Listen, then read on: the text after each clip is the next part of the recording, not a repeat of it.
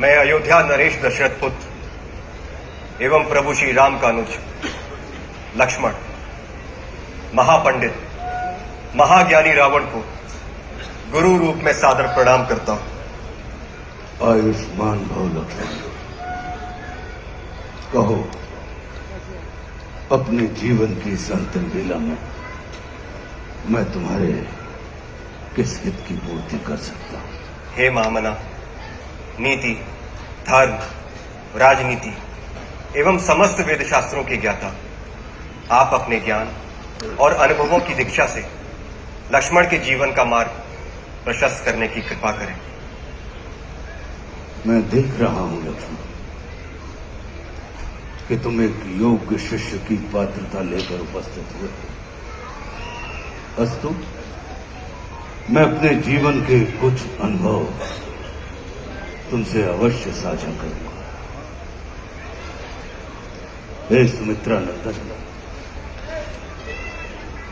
अहंकार चाहे सत्ता का हो या सौंदर्य का, शक्ति का हो या भक्ति का,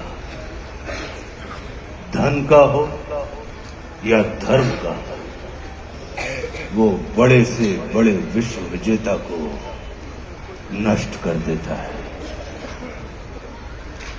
इसका प्रत्यक्ष उदाहरण ये त्रिलोक विजेता, विद्या विशारद, महापंडित रावण है।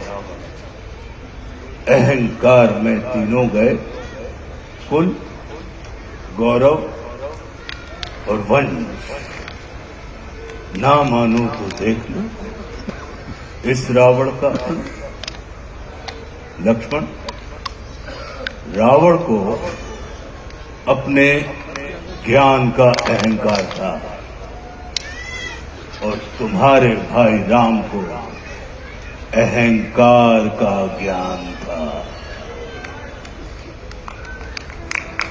लक्ष्मण, जीवन में सफल होने के लिए शत्रु दृष्टि और मित्र दृष्टि का भेद आना अनिवार्य है।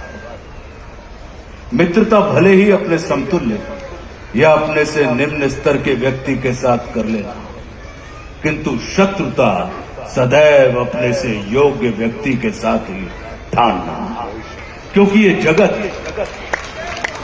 हमारे व्यक्तित्व का आकलन हमारे मित्रों को देखकर नहीं, हमारे शत्रुओं को देखकर लगाता है।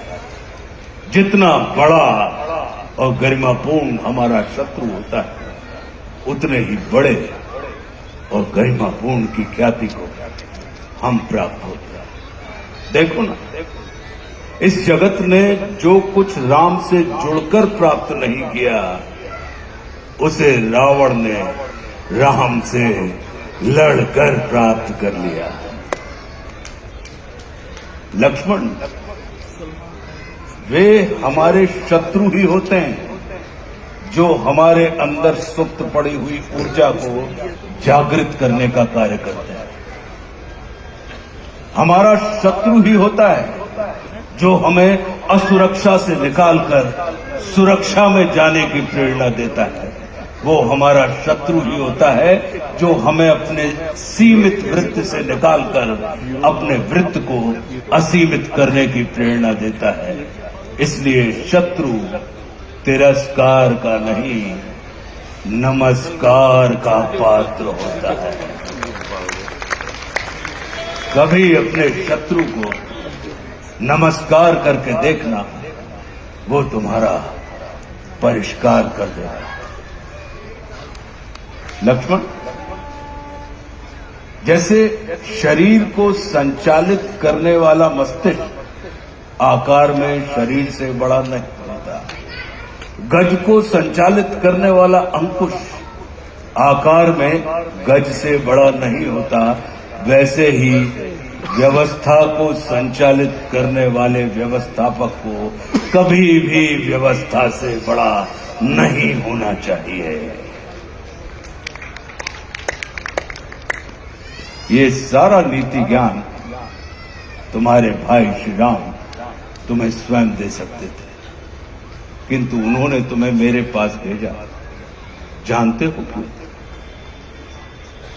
लक्ष्मण, मेरी संस्कृति असुर की है, लेकिन मैं प्रकृति से एक तपस्वी हूं, साधक। और किसी भी व्यक्ति को अपने अंतिम समय में अपनी संस्कृति के अनुसार नहीं, अपनी प्रकृति के अनुकूल कर्म करने चाहिए, तब उसे मृत्यु नहीं, मुक्ति प्राप्त होती है। और राम रावण को मारना नहीं, तारना चाहते हैं। तभी तो उन्होंने मेरे अंतिम समय में मेरी प्रकृति के अनुकूल उपदेशात्मक कर्म करवाकर मेरी मुक्ति के मार्ग को प्रशस्त कर दिया। आने वाले समय में ये जगत कहेगा कि त्रिलोक विजेता, विद्या विशारद, महापंडित रावण की पराजय का एकमात्र कारण है कि उसके पास लक्ष्मण जैसा भाई नहीं था। लेकिन इस जगत को ये स्मरण रखना चाहिए कि लक्ष्मण जैसा भाई प्राप्त करने के लिए व्यक्ति को रावण नहीं, स्वयं राम बनना पड़ता है। सदैव अपने भाई राम के अनुगामी रहना।